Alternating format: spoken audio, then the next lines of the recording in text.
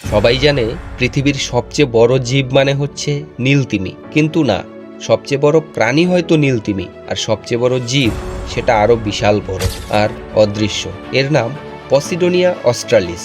অস্ট্রেলিয়ার শার্ক বে এর সমুদ্রের তলায় লুকিয়ে আছে এই একক জীব। একটা বীজ থেকে শুরু হয়ে ক্লোন করে ছড়িয়েছে প্রায় 2000 বর্গ কিলোমিটার জুড়ে, মানে 28,000টা ফুটবল মাঠ বা ভ্যাটিকান সিটির চেয়েও 450 গুণ বড়।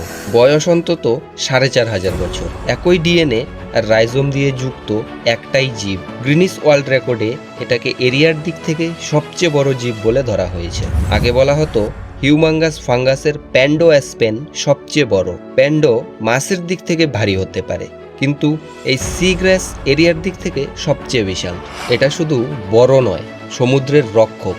কার্বন ধরে রাখে, মাছেদের আশ্রয় দেয়, কিন্তু জলবায়ু পরিবর্তনের কারণে এখন একটু বিপদের মুখে। পৃথিবীতে লুকিয়ে আছে এমন কিছু অদ্ভুত রহস্য যা হয়তো আমরা চোখে দেখতে পারি না, কিন্তু আমাদের বাঁচিয়ে রাখে।